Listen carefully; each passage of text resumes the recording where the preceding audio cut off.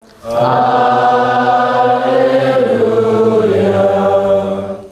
bersamamu. Inilah Injil suci menurut Lukas. Dimuliakanlah Tuhan. Sekali peristiwa Yesus pergi ke Kapernaum, sebuah kota di Galilea. Di situ ia mengajar pada hari-hari Sabat. Orang-orang takjub mendengar pengajarannya, sebab perkataannya penuh kuasa. Di rumah ibadat itu ada seorang yang kerasukan setan. Ia berteriak dengan suara keras, "Hai engkau Yesus orang Nazaret, apa urusanmu dengan kami? Engkau datang hendak membinasakan kami? Aku tahu siapa engkau. Engkaulah yang kudus dari Allah." Tetapi Yesus menghardik dia, katanya, "Diam, keluarlah daripadanya." Maka setan mengempaskan orang itu ke tengah orang-orang banyak, lalu keluar daripadanya dan sama sekali tidak menyakitinya. Semua orang takjub dan berkata satu sama lain, "Alangkah hebatnya perkataan ini. Dengan penuh wibawa dan kuasa ia memberikan perintah kepada roh-roh jahat dan mereka pun keluar." Maka tersiarlah berita tentang Yesus kemana-mana di daerah itu. Demikianlah sabda Tuhan.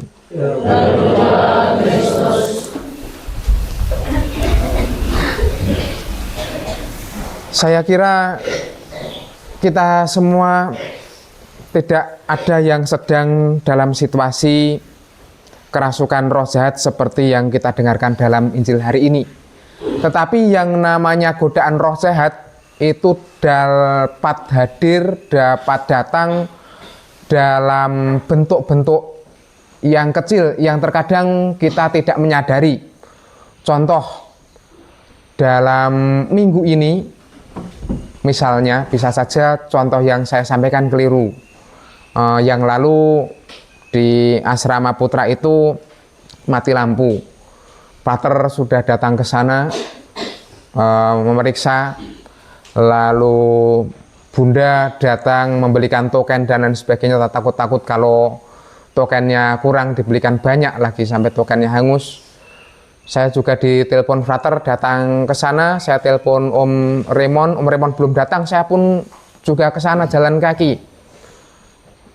Om Paul datang memeriksa kabel-kabel juga tidak ada. Baru saya ke kamar ambil lampu, ambil senter supaya dapat menjadi sarana penerangan sementara. Apa yang terjadi ketika mau kami tinggal? Anak-anak putra baku pukul. Nah, semacam itu mungkin tidak disadari adalah bentuk-bentuk kecil godaan yang datang dari roh jahat. Hari Sabtu kemarin ada juga anak putra yang Sabtu siang mungkin lalu izin, "Pater, besok saya tidak misa." Alasannya apa? Karena celananya basah. Nah, semacam itu. Mungkin sebenarnya juga suatu hal kecil, tapi itu sangat berdampak mengakibatkan kita dijauhkan dari Tuhan.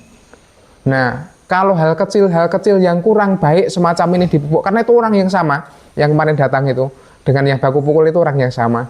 Nah, hal-hal kecil yang mungkin juga tidak baik, kalau bertumpuk dalam hati seseorang itu juga akibatnya akan luar biasa, akan membuat orang takjub, tetapi takjubnya itu bukan dampak akan kebaikan, tetapi dampak akan kerugian bagi dirinya sendiri, juga mungkin bagi orang-orang lain pengaruhnya.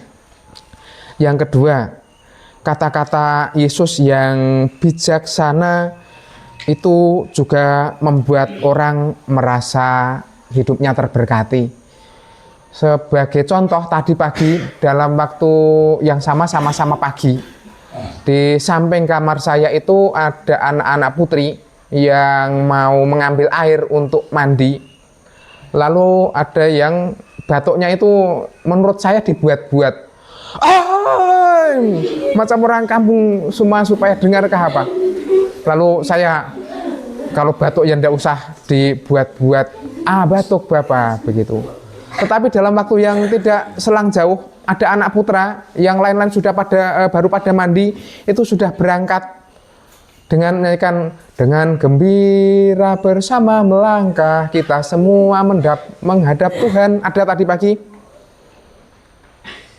Ada. Saya kira saya mendengar itu dan saya pun merasa oh ya orang ini sungguh amat baik. Teman-teman yang lain pada baru mandi, dia sudah mau datang ke tempat ini untuk berdoa. Nah kalau yang baik-baik semacam ini juga melalui perbuatan-perbuatan kecil, melalui kata-kata kecil, dan itu banyak terjadi, dampaknya juga akan menjadi baik bagi kalian sendiri, juga bagi banyak orang. Syukur-syukur kalau perbuatan baik dan kata-kata bijaksana itu membuat orang merasa terberkati, orang juga akan merasa bahwa berkat Allah itu tinggal dalam dirimu. Orang akan semakin mengenal Tuhan.